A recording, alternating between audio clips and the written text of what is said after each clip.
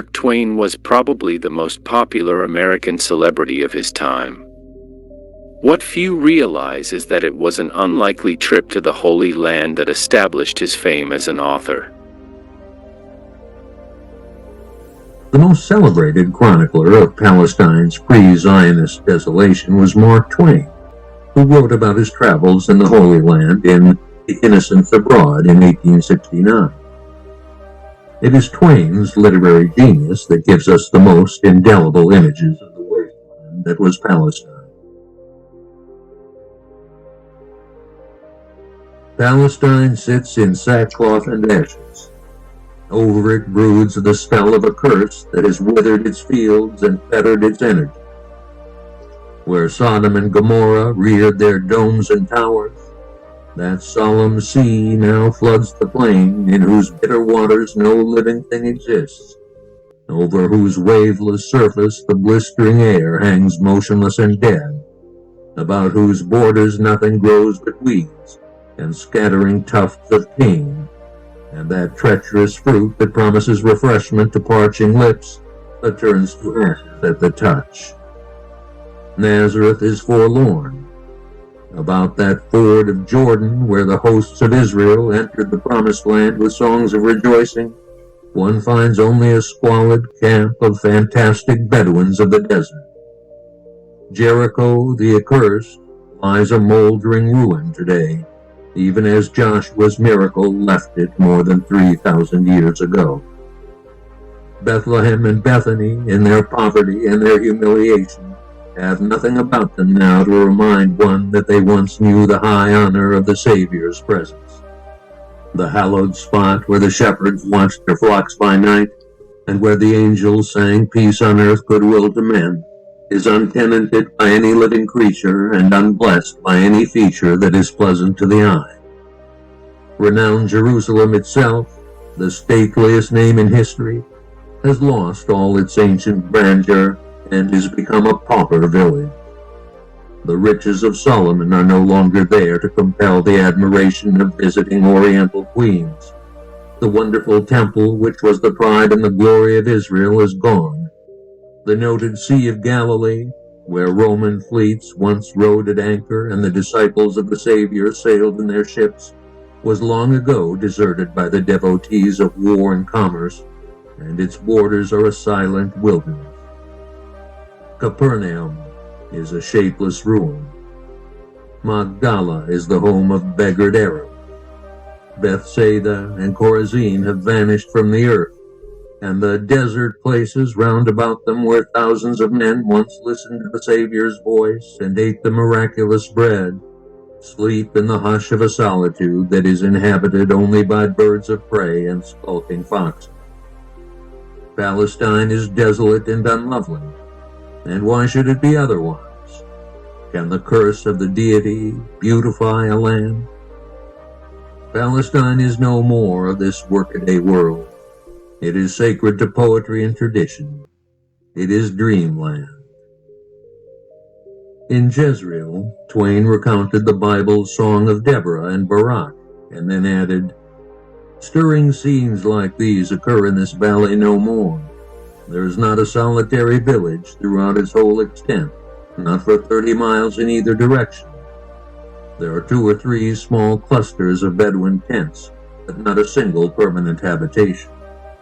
One may ride 10 miles hereabouts and not see 10 human beings." Twain found the Sea of Galilee and its surrounding areas no less desolate. It is solitude, for birds and squirrels on the shore and fishes in the water are all the creatures that are near to make it otherwise. It is not the sort of solitude to make one dreary. Come to Galilee for that. If these unpeopled deserts, these rusty mounds of barrenness, that never, never, never do shake the glare from their harsh outlines and fade and faint into vague perspective, that melancholy ruin of Capernaum, this stupid village of Tiberias, slumbering under its 6 funereal plumes of palms, yonder desolate declivity where the swine of the miracle ran down into the sea, and doubtless thought it was better to swallow a devil or 2 and get drowned into the bargain, have to live longer in such a place. This cloudless, blistering sky, this solemn, sailless, tintless lake, reposing within its rim of yellow hills and low, steep banks, and looking just as expressionless and unpoetical, when we leave its sublime history out of the question, as any metropolitan reservoir in Christendom. If these things are not food for rock me to sleep, mother, none exist, I think. That is, the area was exceedingly tranquil. Sir John William Dawson stated the obvious in 1888 when he said, "No nation has been able to establish itself as a nation in Palestine up to this day. No national union and no national spirit has prevailed there. The motley, impoverished tribes which have occupied it have held it as mere tenants at will, temporary landowners, evidently waiting for those entitled to the permanent possession of the soil."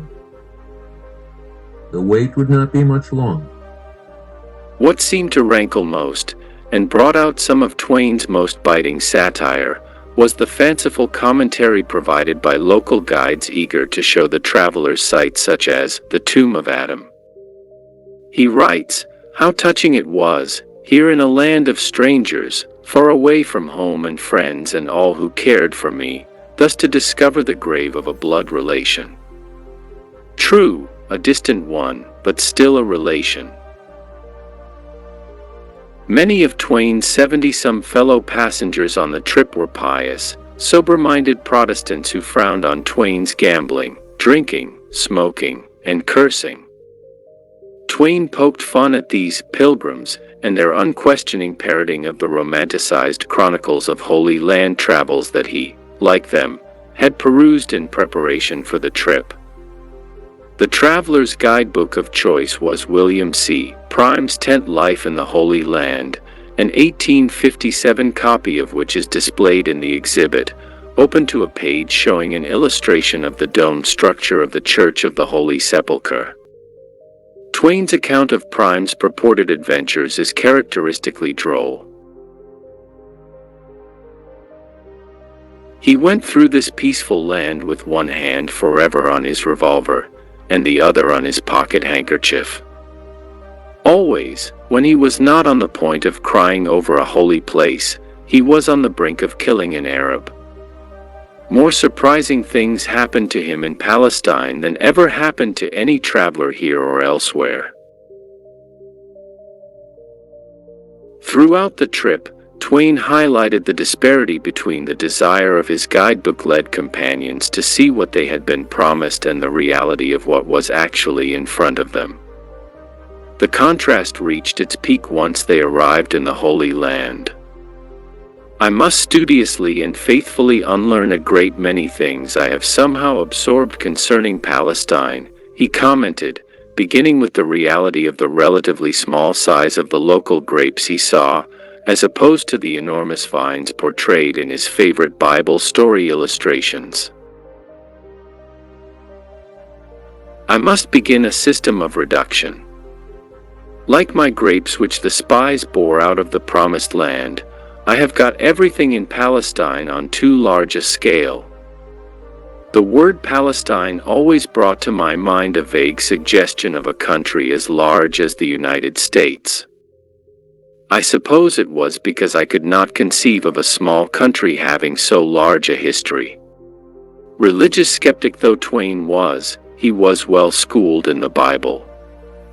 His mother, to whom he remained devoted throughout his life, had seen to that. Indeed, one of the most striking items on display is the present he brought back for her from Jerusalem, a King James Bible handsomely bound in oak, olive wood, and balsam wood.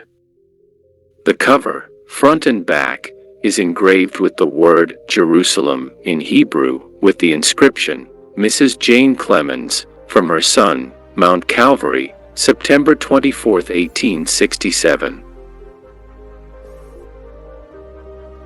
It was Twain's drollery, balanced between his skeptical respect for the Bible and his irreverent view of humanity, that led to the success of The Innocents Abroad, suggested Jonathan Sarna, professor of American Jewish history at Brandeis University, at a program related to the exhibit at the New York Historical Society. But beyond Twain's 1867 voyage, Sana commented, it was his travels to Europe in the 1890s that brought to the fore his rejection of anti-Semitism. In Paris, he was shocked by the visceral anti-Semitism exhibited in the Dreyfus Affair. Visiting Vienna, he was condemned by the increasingly anti-Semitic press there for meeting with leading Jewish intellectuals such as Sigmund Freud and Theodor Herzl. Twain published his well-known 1898 Harper's essay, Concerning the Jews. There he writes, a few years ago a Jew observed to me that there was no uncourteous reference to his people in my books, and asked how it happened. It happened because the disposition was lacking. I am quite sure that, bar one, I have no race prejudices, and I think I have no color prejudices nor caste prejudices nor creed prejudices. Indeed, I know it. More proof of that assertion arrived a decade later, when he wholeheartedly accepted his daughter Clara's marriage to the Russian Jewish pianist and conductor Osip Gabrilowitsch. But why be surprised? He was, after all, the American Sholem Aleichem, and the Yiddish Mark Twain would not have expected anything else.